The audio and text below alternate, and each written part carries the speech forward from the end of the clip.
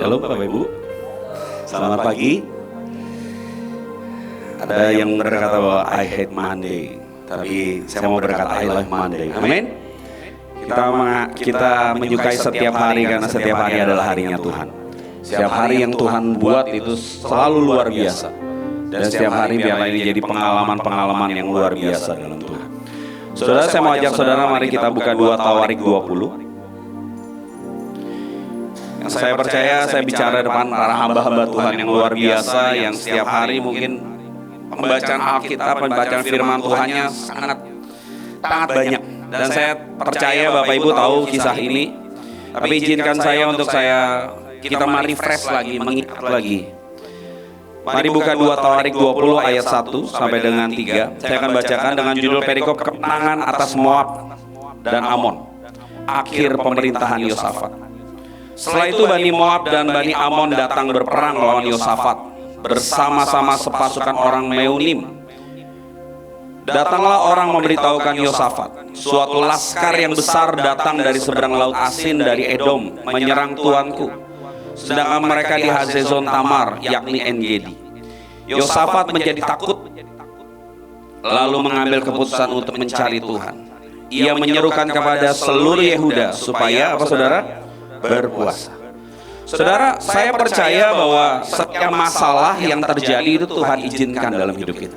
Apapun, mau masalah besar, mau kecil, mau pergumulan besar, mau pergumulan kecil, apapun juga yang terjadi itu Tuhan izinkan. Dan saya percaya itu bagian dari berkat Tuhan. Ketika kita punya respon yang benar, yang baik, kita percaya itu bagian dari berkat Tuhan, part of His blessing. Saudara, kenapa Tuhan izinkan masalah dalam hidup kita? Kenapa Tuhan kadang-kala izinkan pergumulan dalam hidup kita?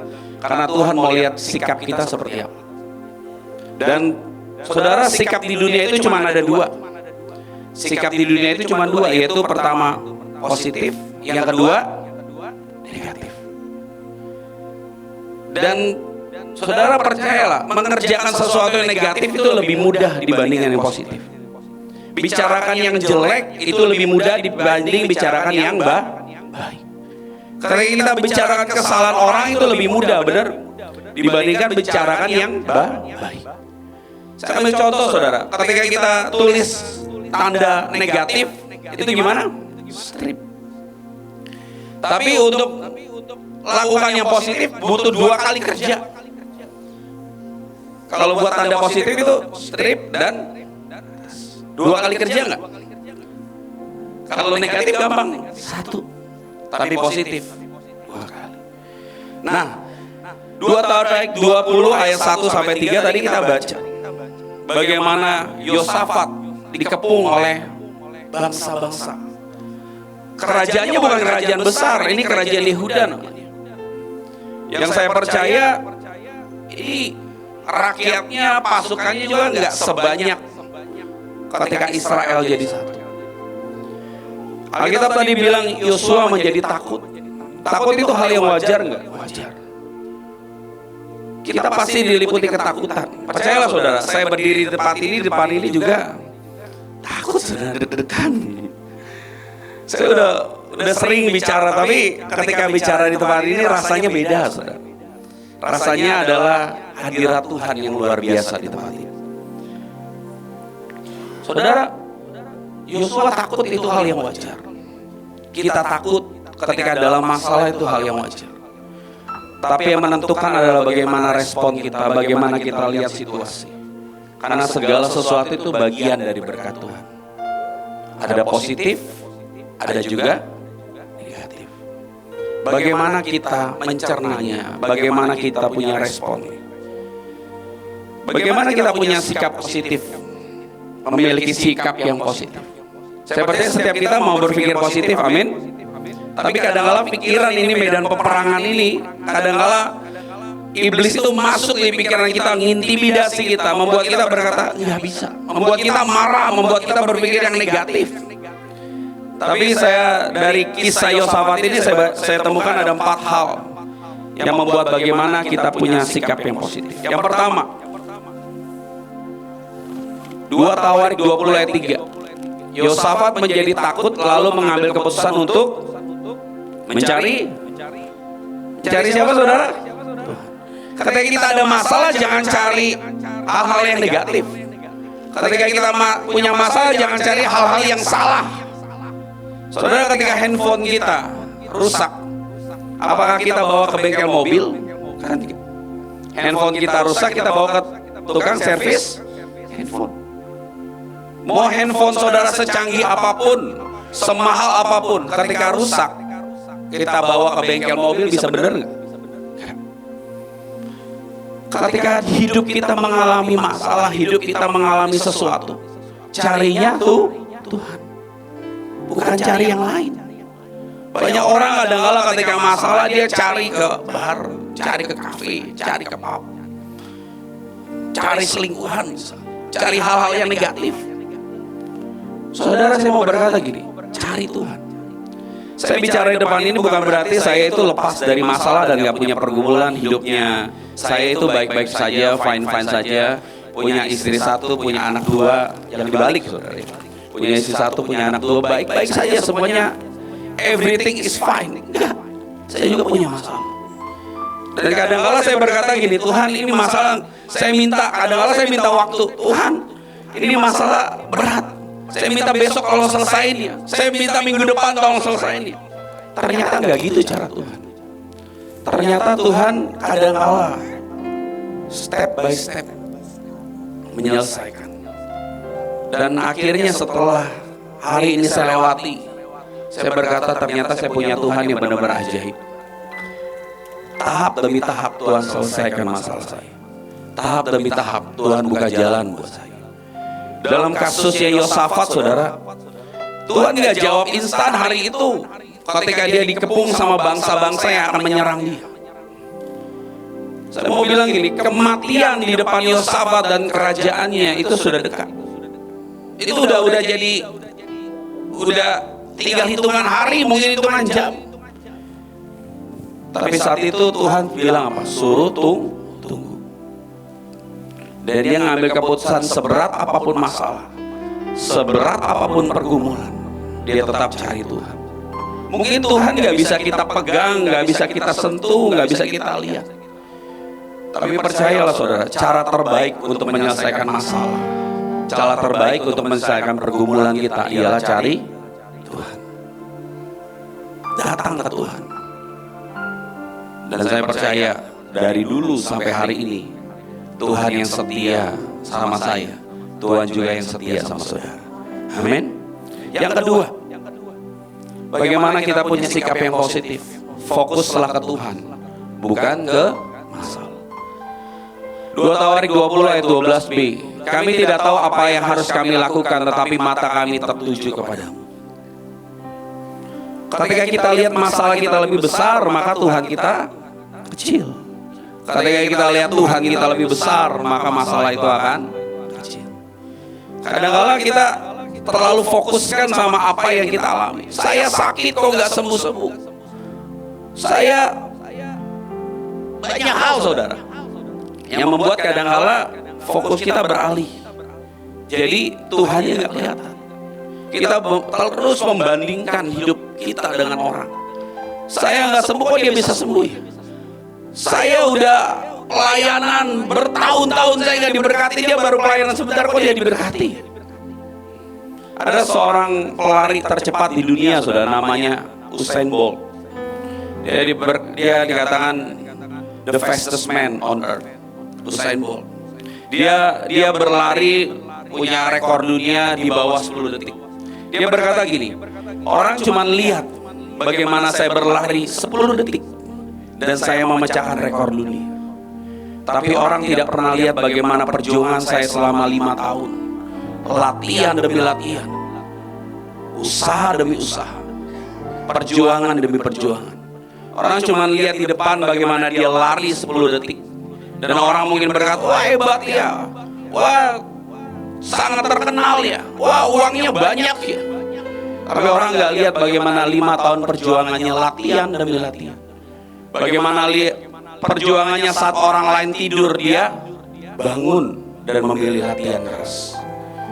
Kadang-kadang kita begitu gampangnya mengalihkan fokus ke masalah dan bukannya ke Tuhan. Kita begitu fokus lihat keberhasilan orang dan tidak berusaha dalam hidup kita sendiri.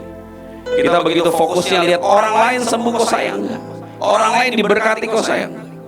Kita begitu fokus ke situ. Yosafat dan pasukannya, mereka berkata, kami nggak tahu apa yang kami akan harus lakukan. Kami ini udah dikepung, dan yang ngepung kami itu tentaranya jumlahnya lebih banyak. Tetapi mata kami tertuju kepada Tuhan. Saya berdoa pagi ini, apapun juga yang sedang kita hadapi, saya percaya setiap kita nggak pernah lepas dari masalah. Ada di sini yang nggak punya masalah, saudara? Boleh lambaikan tangan? Nggak ada. Tapi hal yang kedua, fokuslah ke Tuhan. Pandang Tuhan. Pandang manusia kita akan kecewa, benar? Pandang Tuhan kita tidak akan pernah kecewa. Lihat Tuhan, maka kita nggak akan kecewa. Hal yang positif, bagaimana kita punya pikiran yang positif. Yang ketiga, biasakan mengeluarkan perkataan positif di tengah keadaan negatif. Ini buat saya ini sulit, saudara. Di tengah keadaan negatif kita ngomongnya yang positif, itu kadang-kala sulit. Ayat 15 berkata gini, camkanlah hai seluruh Yehuda dan penduduk Yerusalem, dan Tuanku Raja Yosafat, beginilah firman Tuhan kepadamu, janganlah kamu takut dan terkejut karena laskar yang besar ini, sebab bukan kamu yang akan berperang, melainkan Tuhan. Ini bawahannya Yosafat yang bicara, dan saya percaya Yosafat menularkan yang positif ke orang-orang di bawahnya. Jadi orang-orang di bawahnya juga mengeluarkan perkataan yang powerful. Ingat saudara, ini mungkin hal yang dasar yang Alkitab bilang, perkataan kita berkuasa. Perkataan kita itu kayak apa ya? Kayak gema ketika kita teriak di atas gunung. Ketika kita teriak, halo, gema itu akan berkata halo. Kita berkata hai, gema kita akan berkata halo, kan enggak? Perkataan kita itu berkuasa. Ada gema, gelombang yang kita perkatakan. Ketika kita memperkatakan yang buruk, maka yang buruk akan menimpa kita. Seringkali dalam hidup kita sering banyak bicara dibanding dengar. Padahal ilmu komunikasi yang paling tepat itu adalah mendengar, menjaring, berpikir, dan akhirnya yang keluar adalah yang positif, yang keluar adalah yang baik, yang keluar adalah yang luar biasa.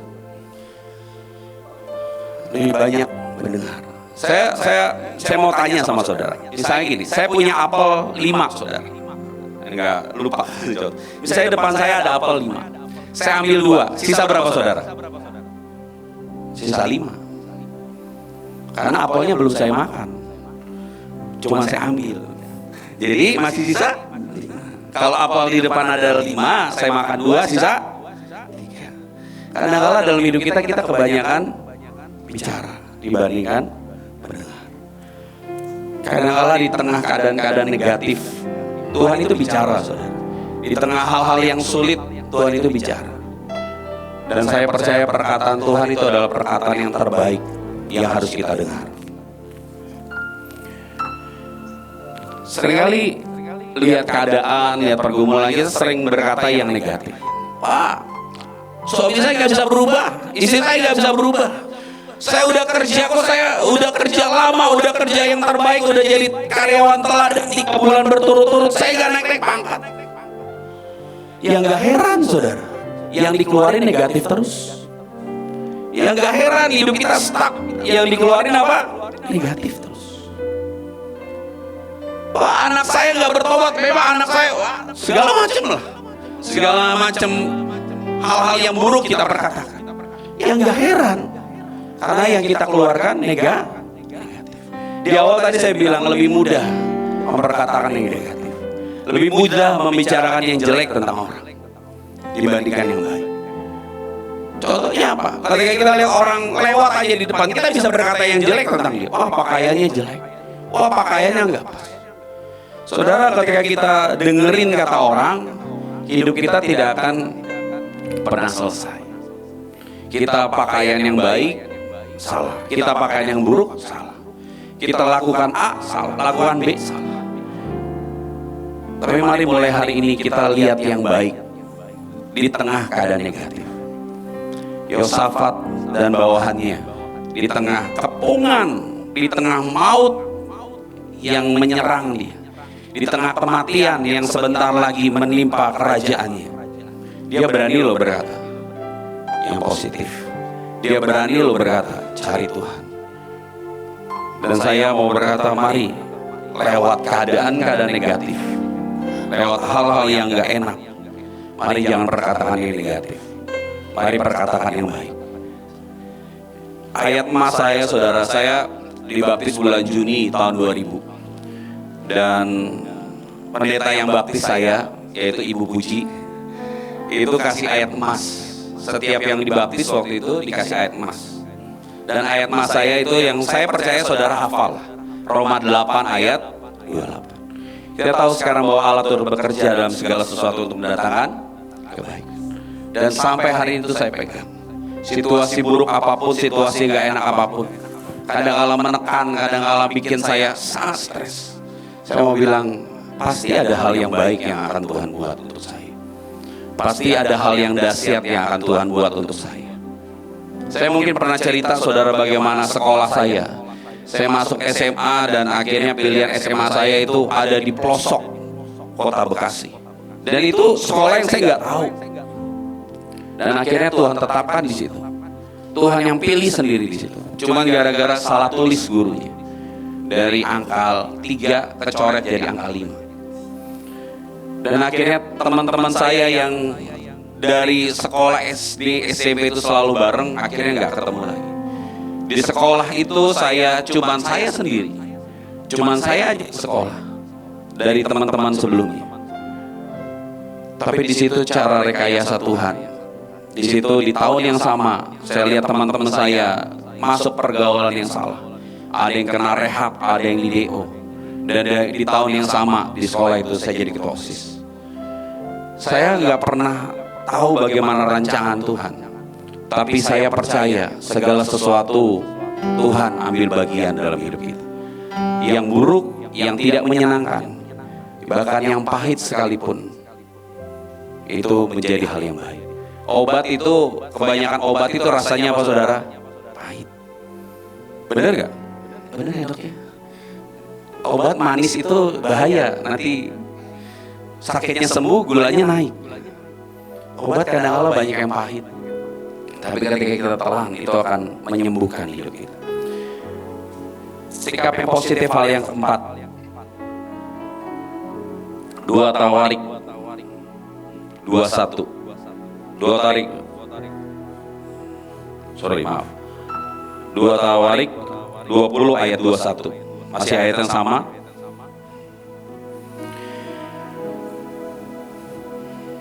Setelah ia berunding dengan rakyat, ia mengangkat orang-orang yang akan menyanyi nyanyian untuk Tuhan dan memuji Tuhan dalam pakaian kudus yang semarak pada waktu mereka keluar di muka orang-orang bersenjata sambil berkata, nyanyikanlah nyanyian syukur bagi Tuhan, bahwasanya untuk selama-lamanya kasih setianya. Ketika mereka mulai bersorak-sorai dan menyanyikan nyanyian pujian, dibuat Tuhanlah penghadangan terhadap Bani Amon dan Moab dan orang-orang dari pegunungan Seir yang hendak menyerang Yehuda. Lalu Bani Amon dan Moab berdiri menentang penduduk pegunungan Seir hendak menumpas dan memusnahkan mereka. Segera sesudah mereka membinasakan penduduk Seir, mereka saling membunuh. Saudara, saya itu suka nonton film perang. Film perang apa aja ya suka nonton. Dan saya percaya ilmu perang itu, hukum perang itu berkata bahwa orang yang kuat, yang pasukannya banyak, yang perlengkapan senjatanya paling lengkap, paling canggih, itu yang akan menang. Benar? Yang bala tentaranya banyak, yang teknologinya lebih canggih, itu yang akan menang perang. Tapi saudara, di ayat 21 dan 23 ini, musuhnya kalah cuma karena dinyanyiin aja. Yosafat kurang pasukan, tapi ketika Tuhan memerintahkan, dia taat. Saudara, kalau saudara perhatikan, musuhnya Yosafat kalah cuma dinyanyiin, saudara. Hal yang keempat, biasakan mengucap syukur. Karena ucapan syukur lebih mudah. Masalah mungkin ada di depan kita, tetapi kalau kita marah dengan masalah berubah nggak, saudara? Tapi ketika kita mengucap syukur, mungkin hari itu masalah nggak berubah, tapi Tuhan merubah hati kita, merubah respon kita, merubah sikap kita. Apa yang saya sampaikan hari ini mungkin hal yang dasar, tapi biarlah ini mengingatkan kita, ke depan akan ada banyak hal-hal yang tidak menyenangkan hidup kita. Ke depan ada banyak hal-hal yang mungkin di bangsa ini akan kita lihat. Tapi bagaimana kita bisa berdiri sebagai seorang anak Tuhan yang luar biasa. Bagaimana kita bisa berdiri sebagai orang yang membuat perbedaan dalam banyak hal. Enggak gampang memang, tapi itu yang Tuhan mau. Saya juga berdoa biarlah gereja-gereja Tuhan itu berdiri sebagaimana fungsinya. Bukan memikirkan sinodenya sendiri, bukan memikirkan bangunannya dan memperbagus gerejanya, tapi bagaimana bisa berdiri buat bangsa ini. Dan itu tujuan kita, itu calling kita. Amin. Di tengah situasi, Pak, masalahnya udah banyak, gimana saya bisa doain Indonesia? Nah, itu yang salah. Kita percaya masalah itu bagian dari berkat, bagian dari proses, bagian dari Tuhan akan meninggikan hidup kita, bagian dari Tuhan akan mempromosikan hidup kita. Ketika kita berpikir yang positif, maka hari itu, saat itu kita bisa fokus berdoa buat Indonesia. Tuhan akan sangat sukacita ketika kita melihat yang memikirkan yang besar daripada kita egois tentang diri kita sendiri. Saudara mengucap syukur, bahkan Alkitab bilang, kalau saudara nanti perhatikan, mereka nggak cuma lihat mukjizat bagaimana bangsa yang mengepung mereka kalah, tapi mereka dikasih surplus sama Tuhan. Barang-barang bawaan musuh, perhiasan, ternak, pakaian. Bahkan Alkitab bilang itu jadi jarahan mereka. Selama 3 hari bahkan mereka ngambil rampasan-rampasan itu nggak habis-habis. Itu keren loh. Yosafat dan pasukannya dan orang-orangnya, mereka terima jarahan, mereka terima rampasan. Dan kita bilang selama 3 hari mereka ngumpulin nggak habis. Jadi itu bener-bener surplus luar biasa. Mau amin? Tadi berpikir yang positif. Seringkali kita akan berpikir, kok ngapain sih doain banyak hal, doain jiwa-jiwa, penginjilan kemana-mana. Ya itu bagian kita. Tahukah saudara pesan terakhir Yesus sebelum terangkat? Jadikan semua bangsa muridku. Jadikan semua orang ngerti tentang aku, kenal tentang aku. Dan itu tugas kita. Itu bagian kita. Jangan asik jangan nyaman dengan kehidupan kita. Udah, yang penting hidup saya aman-aman saja, beres, jauh dari masalah, ya udah selesai. Enggak, saudara. Satu kali ada seorang koki namanya Lee Kum Seng. Dia hidup tahun 1888. Dia punya kedai makanan kecil di Guangdong, China. Dia punya kedai sup tiram, dan sup ini sangat laku dan terkenal. Sampai orang-orang dari penjuru negeri itu sering datang dan kedainya itu ngantri.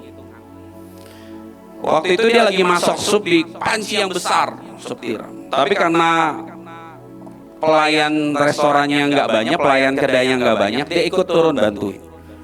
Pelanggannya lagi banyak-banyak, dia ikut nyediain sup, dia ikut datang, dia ikut siapin semuanya. Tiba-tiba dalam situasi itu, dalam situasi yang cukup ramai, tiba-tiba dia cium bau gosong. Di tengah keadaan ramai itu dia ingat, oh ya, saya lagi masak sup tiram. Tiba-tiba dia lari ke dapur dan dia lihat sup tiramnya jadi gosong. Dalam keadaan itu, dalam keadaan yang cukup hektik, cukup ramai, cukup padat, dalam keadaan yang nggak menyenangkan mungkin, ramai banget konsumen, ramai banget orang yang datang ke kedainya. Dia lihat sup yang dia buat gosong. Responnya harus seperti apa? Akhirnya dia lihat, dia pandangi, kok wanginya beda ya? Dia ambil sendok kecil, dia ambil sup yang gosong itu, dia cobain. Coba lihat slide berikutnya. Dan akhirnya supnya ini dia buat saus tiram. Lee Kum Seng hari itu buat saus tiram dan dia buka pabrik kecil. Dimulai dari satu pabrik kecil di kedainya. Dan akhirnya buka lagi di kota lain, buka di kota lain. Akhirnya sampai sekarang dia punya pabrik kurang lebih di 180 negara. Dan untungnya triliunan dolar. Dari apa? Dari sup tiram yang gosong. Saudara pernah cobain yang botol itu? Saya pasti percaya saudara pasti beli. Itu dimulai dari yang gosong, saudara. Kadang-kala kita lihat ini nggak baik, udah gosong hidup saya, udah nggak berarti hidup saya, udah ada di paling bawah hidup saya. Percayalah saudara, dari situ Tuhan sedang mencium aroma yang luar biasa di hidup saudara, mencium sebuah perubahan yang luar biasa. Coba hari itu Likumseng berpikir negatif, ya udahlah, sop ini gosong saya buang aja. Mungkin hari ini kita nggak pernah cobain soft syrup. Benar? Saya aja kalau bikin ya, saya itu suka masak saudara di rumah. Saya kalau bikin tumis tahu dengan sawi sering pakai soft syrup. Rasanya berbeda. Apapun. Mari kita punya Tuhan yang merekayasa yang ajaib. Asal apa? 4 hal tadi. Cari Tuhan. Yesaya berkata, carilah Tuhan selama ia berkenan ditemui, berseluruhlah kepadanya selama ia dekat. Cari Tuhan. Lewat apa? Saya sibuk, waktu saya 24 jam, selalu sibuk. Kita punya waktu, entah di kendaraan, entah dimanapun juga. Kita punya waktu untuk cari Tuhan. Ketika kita bangun pagi, pilihan kita 2. Kita lihat handphone, lihat media sosial kita, lihat notifikasi, lihat TikTok, Instagram kita, atau kita tetap buka handphone tapi lihat Alkitab. Itu tantangan besar, benar? Bahkan buat anak-anak muda. Di handphone kita ada ikon Alkitab, sebelahnya ikon Mobile Legend, sebelahnya akun TikTok, sebelahnya ikon Instagram. Ketika kita pagi, jam 5 pagi, jam 4 pagi buka, apa yang mau kita pilih? Mau cari Tuhan atau cari dunia? Dulu berapa ratus tahun yang lalu saudara, saya bangun pagi yang saya buka Instagram. Tapi akhirnya saya paham, utamakan Tuhan, maka Tuhan akan utamakan hidup saudara. Amin? Ini amin gak? Amin. Utamakan Tuhan. Ketika bangun pagi, apa yang mau kita lihat? Apa yang mau kita cari? Fokuslah ke Tuhan, bukan ke masalah. Selalu berkata yang positif di tengah keadaan yang negatif. Hari ini mungkin ada yang lagi cari kerja. Hari ini yang mungkin lagi bergumul dengan suami, lagi bergumul dengan anak. Mari mulai perkataan yang positif. Anak saya bertobat, anak saya luar biasa, anak saya ajaib, anak saya ngalamin Tuhan, anak saya ngalamin hal luar biasa. Saya ingat satu ibu saudara, berapa tahun yang lalu ketika saya masih di rumah singgah, ibu ini cerita gini, Kak, saya punya suami yang haleluya puji Tuhan. Dan saya percaya, saya langsung nangkep apa yang dia perkatakan itu, ya mungkin saudara tahu lah ya. Dia memperkatakan bukan negatif, oh saya punya suami yang enggak. Dia berkata, Kak saya punya suami yang haleluya puji Tuhan. Oh iya bu, kalau kita nggak ngerti haleluya puji Tuhannya apa bu? Gak usah dijabarkan, kita udah paham. Tapi akhirnya dia bilang gini, tapi puji Tuhan hari ini suami saya bertobat. Hari ini suami saya mulai pelayanan walaupun cuma bawa kantong kolektor di gereja. Kok bisa? Teman-temannya bilang, kumpulan ibu-ibu, teman-teman saya bilang, suaminya nggak akan bisa bertobat. Ini udah parah lah, udah stadium paling 200 mungkin. Stadium kan ada 1, 2, 3, 4, ini stadium 200 nggak bisa disembuhin. Tapi istrinya berkata, setiap hari saya doakan. Dengan cara apa? Ketika saya setrika bajunya, saya doakan. Baju yang dia pakai, dia akan ketemu Tuhan. Saya bikin bajunya sewangi mungkin. Baju saya nggak perlu wangi, tapi saya bikin baju dia sewangi mungkin. Saya masak, dan saya perkatakan, masakan yang suami saya ini makan, dia akan ngalamin pertemuan dan berjumpa dengan Tuhan. Hari itu langsung terjadi saudara? Enggak. Perkataan positif kadang-kala terjadi step by step. Dia cerita akhirnya kurang lebih 3 tahun yang gak pernah dia duga. Yang tadi suaminya sering pulang pagi, tiba-tiba dia cerita suaminya pulang jam 9 malam. Peluk istrinya, nangis luar biasa seperti anak bayi. Dan hari itu sebuah perubahan besar terjadi. Ditanya kenapa Pak bisa begitu? Gak tahu. Saya lagi bawa angkot katanya. Tiba-tiba ada orang besar di depan. Dan bilang, bertobat. Kalau nggak tempatmu di api. Cuma perkataan itu, saudara. Suami yang katanya orang teman-temannya bilang gak bisa bertobat, tiba-tiba bertobat. Dan hari ini saya masih komunikasi dengan baik dengan suami istri ini. Dan benar, tidak ada lagi tanda-tanda dia balik ke tempat gelap. Dimulai dari apa? Mulai perkataan yang positif. Memang lebih berat negatif dengan positif. 2 kali kerja. Tetapi itu yang Tuhan mau. Itu yang saudara mau, benar? Mungkin anak-anak muda, wah saya belum dapat jodoh Pak. Saya belum dapat pasangan, usia saya sudah. Ayo cari Tuhan. Tuhan akan datangi. Tuhan akan pilih. Dan tidak pernah salah pilihan Tuhan. Amin. Yang kesulitan keuangan ekonomi bukan berarti hari ini saya ngomong saya sudah bebas, enggak. Tapi pilihlah untuk cari Tuhan. Cari dunia, percayalah kita akan kecewa. Saya banyak kali dijanjiin yang manis-manis, saudara. Pak, saya siapin ini ya, ini segala macam. Pernah waktu itu dijanjikan ada satu gedung, satu ruko besar, segala macam lah. Nanti buat gereja ya Pak, gini. Akhirnya hilang. Seringkali kita dikecewakan sama manusia. Tetapi carilah Tuhan. Berharaplah sama Tuhan. Dan kita tidak pernah dikecewakan. Mungkin hari ini saudara ada yang berkata, masa sih? Itu yang di depan cuma ngomong doang. Itu yang di depan misalnya cuma bicara. Saya itu yang ngalamin. Saya mau balikin sama saudara. Saya juga ngalamin. Makanya saya hari ini bisa berkata gitu. Saya juga ngalamin. Dan udah terobos belum 100%? Ya belum. Masih proses. Masih step by step saudara. Dan saya percaya saudara-saudara juga pasti yang bicara depan ini juga lagi ngalamin proses juga. Tapi proses itu biarlah jadi sebuah teladan, jadi sebuah didikan. Bagaimana kita bisa percaya sampai hari ini. Kalau dulu Tuhan investasi banyak hal dalam hidup saya dan saudara. Dulu Tuhan lakukan banyak hal luar biasa buat saudara dan saya. Hari ini dan ke depan, masa sih Tuhan yang kita sembah sama-sama tidak lihat kita? Masa Tuhan yang kita sembah sama-sama, yang kita bangun hari ini dan datang hari jam 5 pagi, mungkin ada yang saudara dari jam 3 udah bangun, jam 2, jam 4 sudah bangun dan datang ke tempat ini. Masa sih Tuhan yang sama itu gak ngelihat kita? Lihat kok. Tunggu waktunya Tuhan. Kadang-kadang orang lihat bilang tunggu waktunya ya, saya akan berusaha sama engkau. Nah ini Tuhan, tunggu waktuku, aku akan berusaha dengan engkau. Dan waktu Tuhan pasti yang terbaik. Ada lagu bilang gini, waktu Tuhan pasti yang baik, terbaik. Cuman kadang-kadang manusia itu gak punya rasa sabar untuk tunggu.